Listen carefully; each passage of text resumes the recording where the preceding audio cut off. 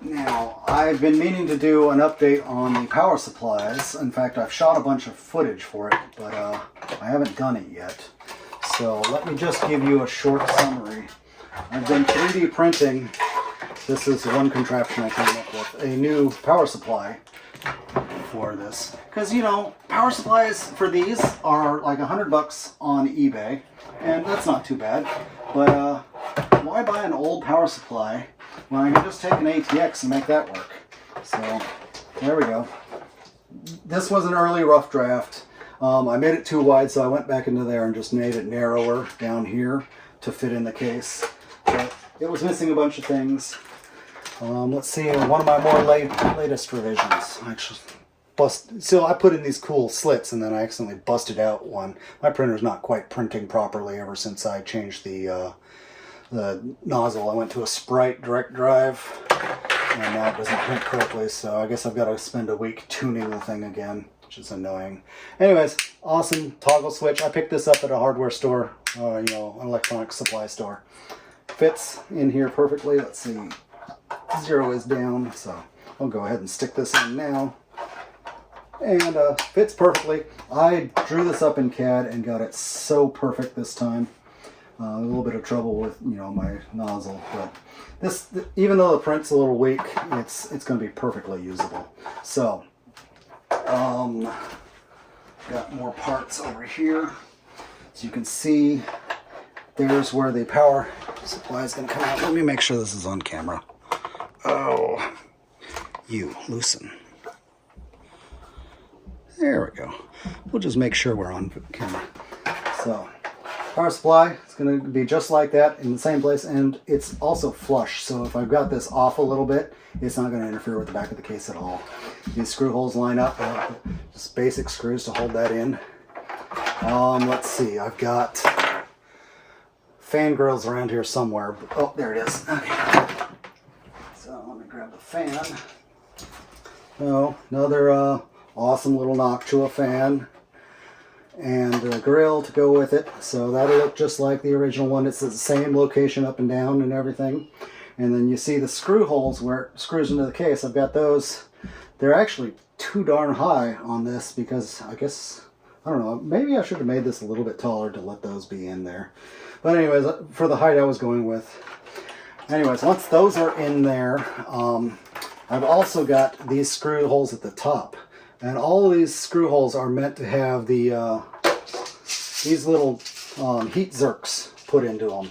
So they're threaded little things you heat up with a soldering iron and they melt into the hole in the plastic. And then you have something nice to screw into. So anyways, once I've got that, this goes on top. See, I found a nice Amiga logo to put in the top of the power supply. I think it looks awesome. What do you think? Yeah, you can almost see where it tried to print the TM at the end of the Amiga logo. But yeah, I've got a spot for warning labels. I can still put warning labels here, and I've still got a spot here for the, you know, I can recreate those or whatever. Obviously the colors will be different, but yeah. So, let's see, what next?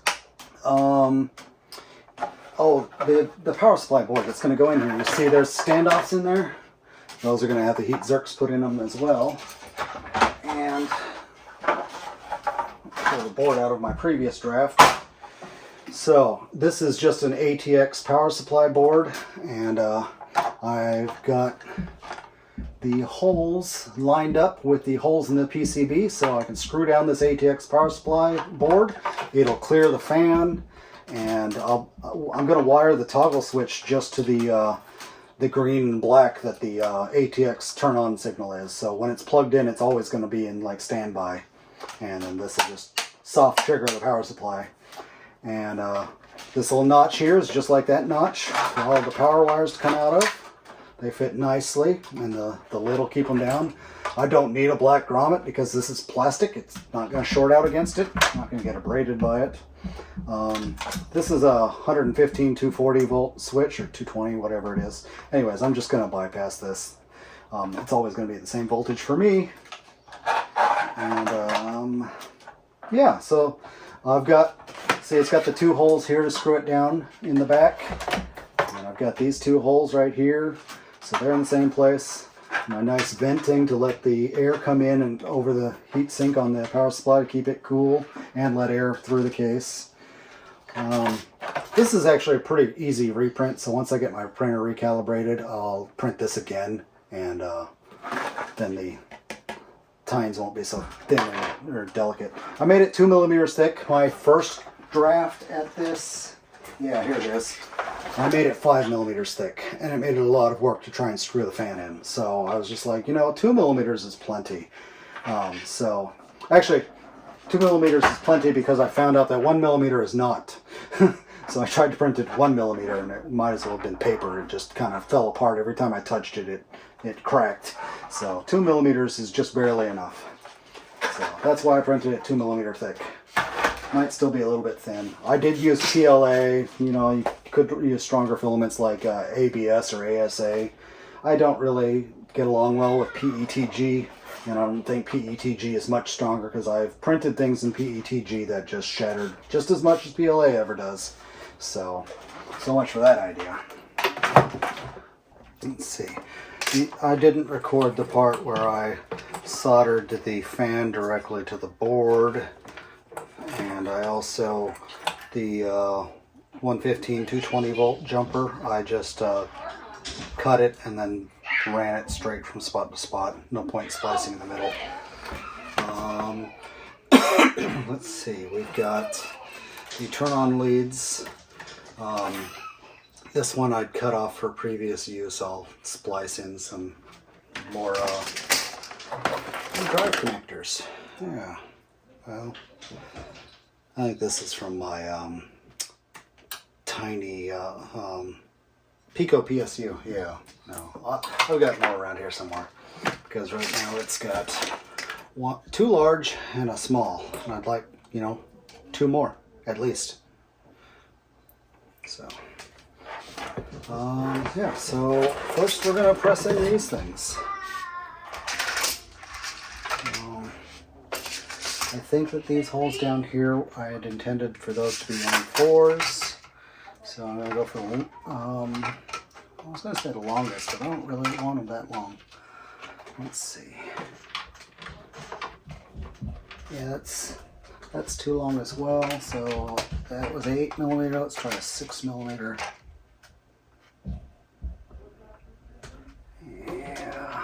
Yeah, that looks about right.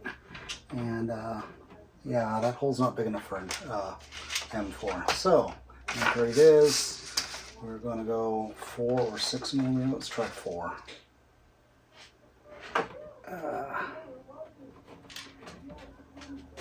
Yeah, these holes aren't quite big enough. I may just grab my drill bit and drill those out a little bit larger. It's easy enough to do with plastic. Then I can stick with an M4. Since this is just a circuit board, I'm going to go with the stubby ones. 4 millimeter. This should work out really well. I can just use the index to figure out what size I need, although I'm missing most of my sizes. It's time to buy a new set, I guess.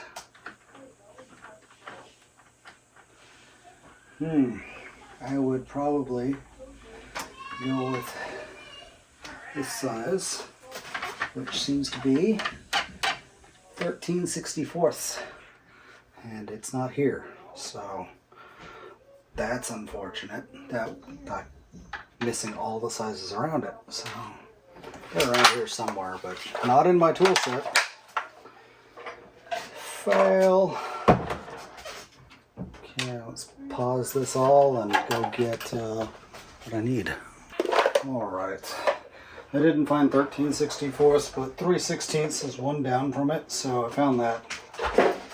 We'll see how that does.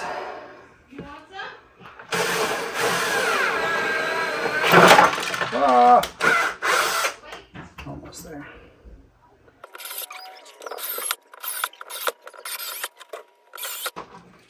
Alrighty.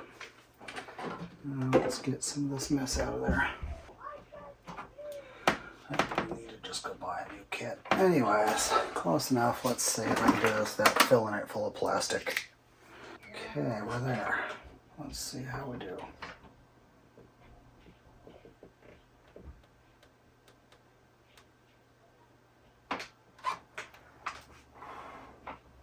Okay, there's one of them.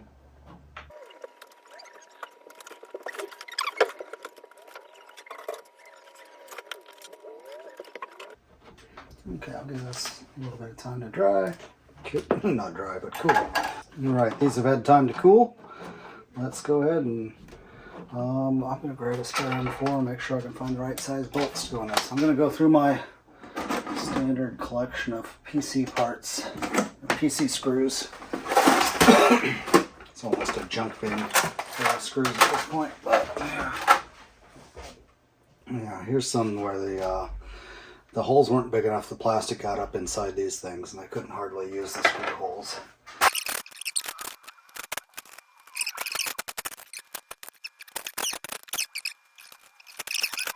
All right, let's screw it in with the slightly too long ones.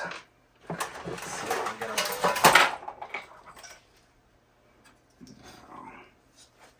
Luckily this is symmetric, but I kind of want these nearest. So.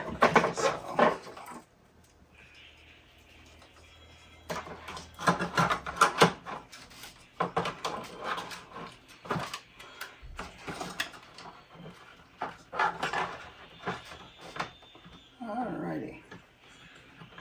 Could have scooted this a little farther, but it'll work. Yeah, the fan's up above it. Here we go.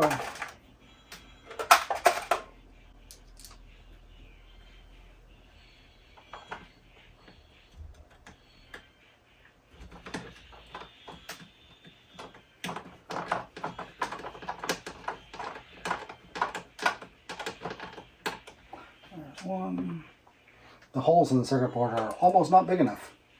Luckily they're... I think the screw is threading into the board as much as it's threading into the thing up below the board. And since I don't have the right size drill bit, there's no point pulling it back out and drilling it. Oh, why are you being such a pain? Tweezers. I've got soldering tweezers all over the place. There we go. Drop the screw, pick it back up. I'm not the right screwdriver for this job. I don't think I got my good one in here. No, I don't.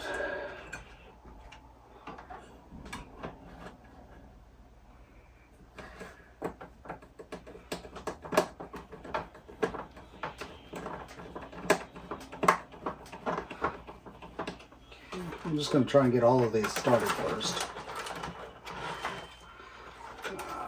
One of you and one of you. You two are going to the toggle switch.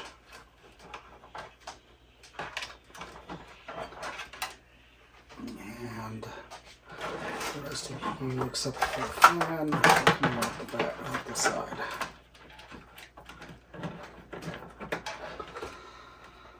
Here we go.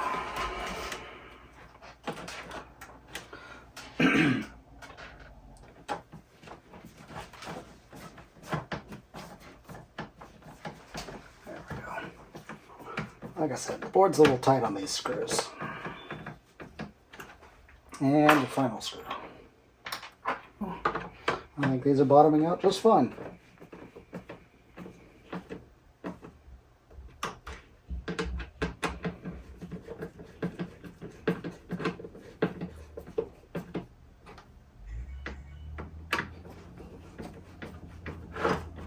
Cool.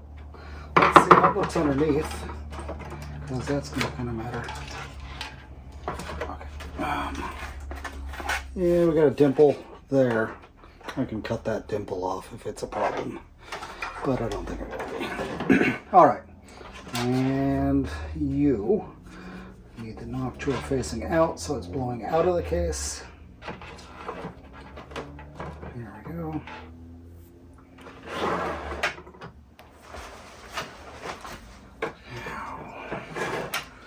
Fan grill. There you are. I've got lots of fan screws. Alright. They probably don't all match, but they're all the same length. So, fan screws are these very coarse threaded units. And they just bite into the plastic of the fan shroud. Let me put all these screws back. Alrighty. So we'll go through the grill. And we'll catch this corner. The nice thing is this fan's got rubber on the sides to keep it from rattling. I guess it'd be rattling against the plastic in this case. Now we need to put the power jack hole. Yeah, I have to be very gentle with this so it doesn't break further every time I plug and unplug.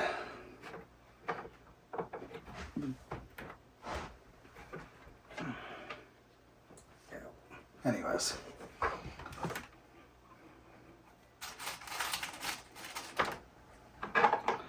Well, no. So this is probably going to be an M3.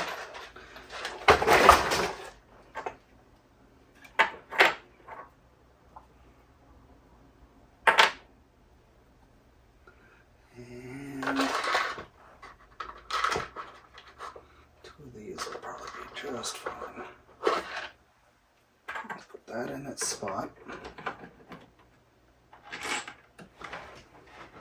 So a little bit longer than it needs to be. We have shorter ones somewhere. Yes.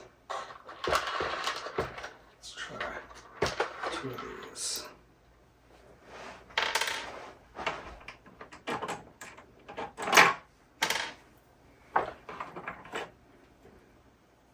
I left a little bit of color on here so I could see what color goes into which spot.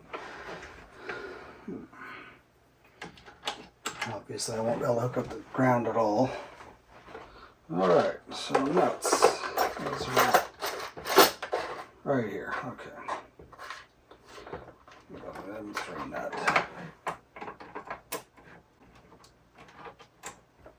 Yeah. Alright.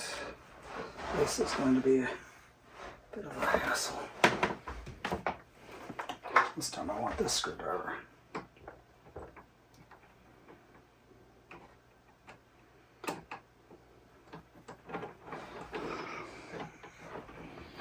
Okay, there's that one.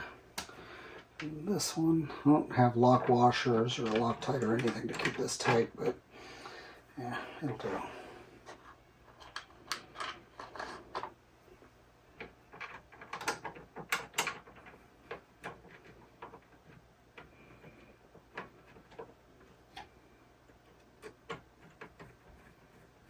Yeah, there we go.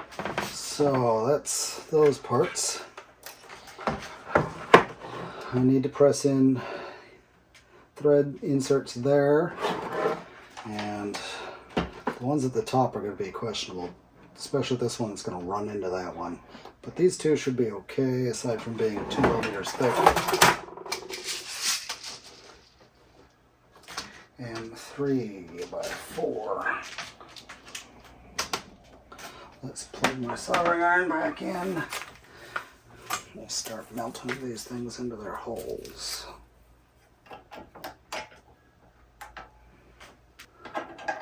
This is going to be interesting. Do this without burning your fingers. There we go.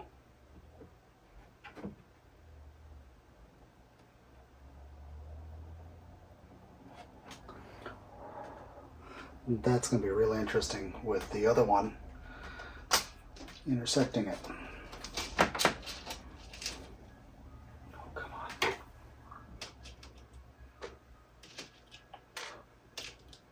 I'm going to go with M3 by 6 mil for these top holes.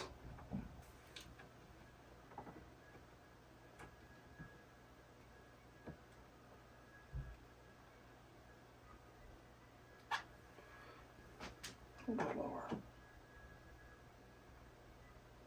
There we go. This thing's flush. This one's going to be super interesting. It's kind of got to miss that one. that doesn't fill full of plastic, I'd be surprised. A little bit lower.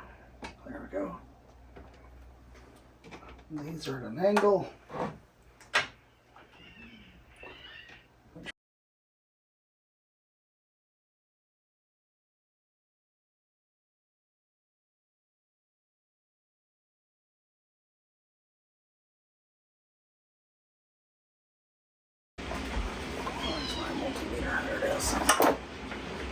Confirm that these wires are going to do what I expect them to do.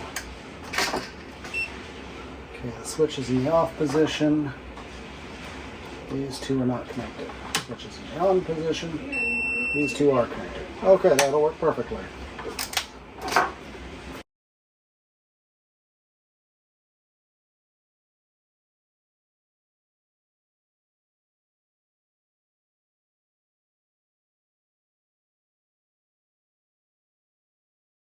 Good enough. That'll do. Alright. Turn that off now. Turn off my soldering iron and start putting some of this stuff away. Now let's see if I can make this fit.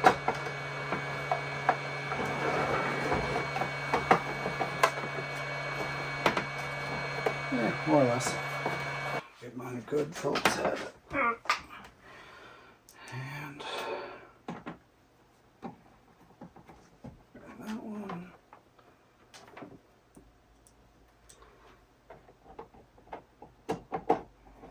No, this one's fairly long. I'll put it down here because this hole goes all the way through. This one's kind of long too. Okay, so I made the holes in the lid too big, but that's okay. They're not too big. They're just bigger than they need to be.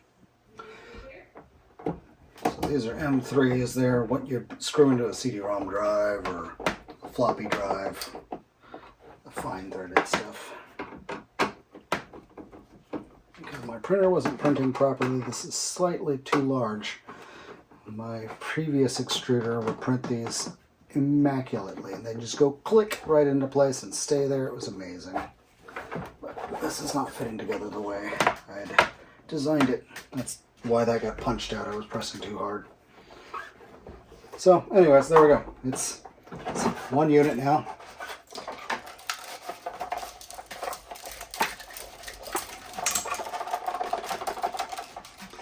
Little bits of stripped wire that are in there. Okay, so got a fan. Next time I design this, I will make sure that the holes are spaced a little bit better. And maybe I need to do some reinforcement around here. I don't know. I think if the layers just adhered better, that'd help a lot.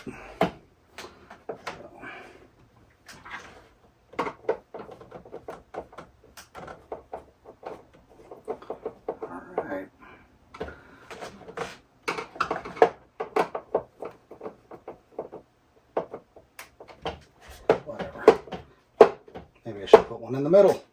Oh, it's probably popping up because of this. Oh well, it'll do. Alright. Plug in the floppy drive.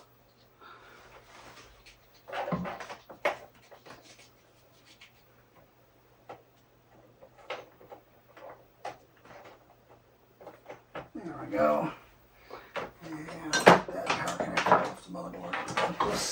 Plug in the video, and I'll grab our new power supply and see if I can plug in an IEC cable without it blowing out the plastic.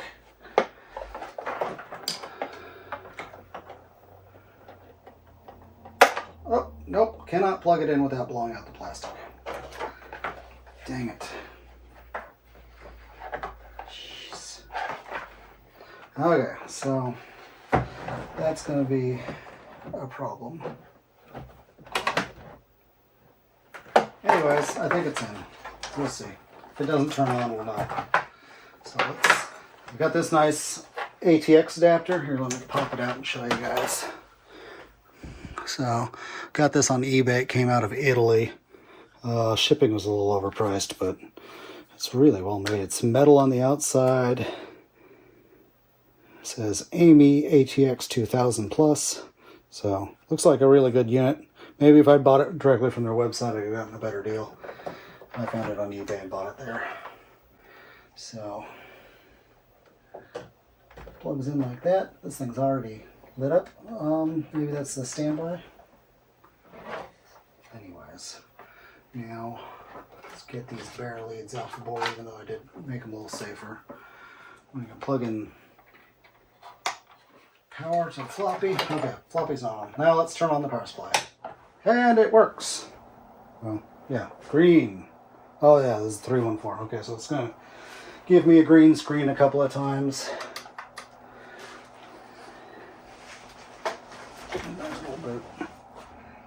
I don't even have the keyboard plugged in. I guess I've got time to do that. There, keyboard's plugged in.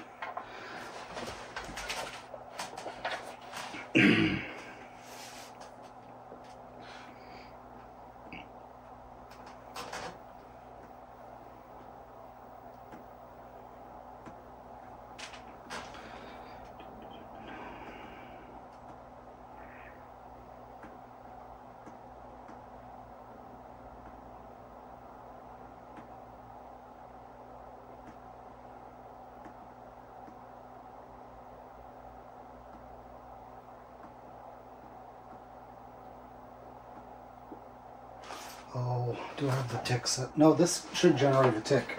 Yeah, this will generate a tick, so I don't need to switch. We are currently set to PSU tick. But it's not booting, so let me put 1.3 in there. It's just so much better with 1.3.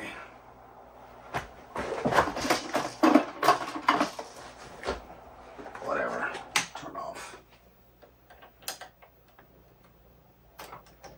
So all that plastic that I just melted when I plugged in the cable and shattered the case, yeah, that was full of fail.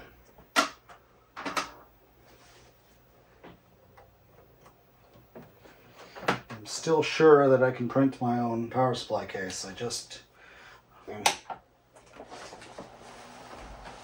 we go. And, oh, it's not going to like this. Yeah, there we go. There we go. Kickstart 1.3. Workbench 1.3. There we go. Now it's going to boot. Yay! Oh, this is the Amiga test kit. Oh well. Anyways, if we go Amiga and we use the arrows. No, that only works in the Workbench. Let's go memory. Yep. Test all memory. Round 1.1. So the power supply is working great. ATX in my home printed case. I was gonna try bolting it into the Amiga case, but at this point with it shattered, there's no point. Well, there is a point. I can make sure all the screw holes line up. So we'll go ahead and do that next. Okay, it's already been through a whole round. Yep. So, anyways, let's reposition and try this power supply in the case. Alright, we got the floppy cable out of the way. I don't want to plug this one into the board because this one's actually green at the end. As you can see, this case was very rusty. Still is very rusty. I haven't cleaned it up yet. We'll get to that. I don't want to get the motherboard working first. Working properly. So, there's that floppy cable.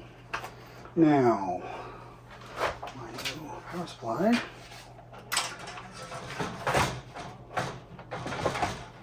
There we go. I see one screw hole lining up, and there's a second. Yeah, the back of this case is bent. Oops, and I broke some more. Yeah, a little bit of plastic. Oh, that's what I broke. Okay.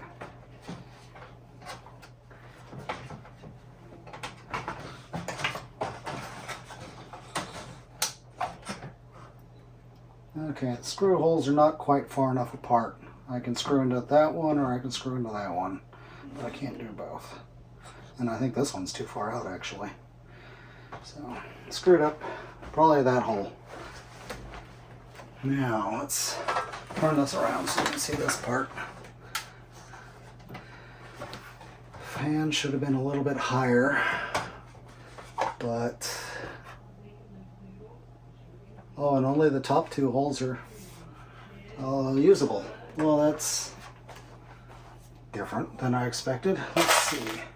Put a couple of screws in there just to see how she looks.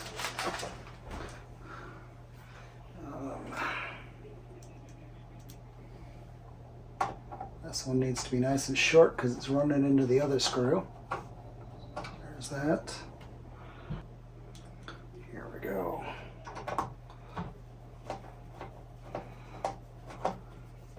There's that one. Don't want to pull that too tight. It feels like I could just pull the plastic out. And this thing's busted in, otherwise it'd be sticking out a little bit better. Toggle switch. Just right. I could move it up, you know, another millimeter or so. Fan should have gone up a little bit. But that screw hole lines up, so what size is that? Is it just a coarse thread PC screw, or is it another one of those M4s?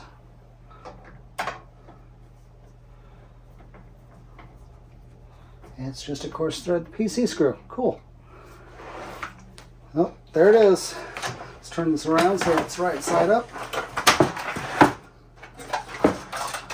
I guess this power supply is nothing more than a proof of concept at this point. I'm gonna have to reprint it in ABS or ASA or something. Maybe even nylon would be great. But yeah. Cool.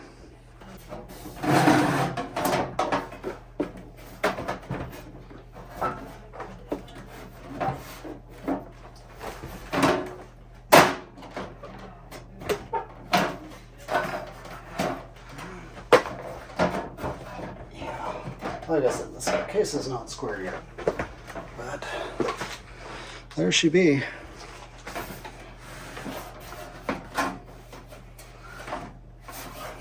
My little printed cover plate there, it's completely the wrong color.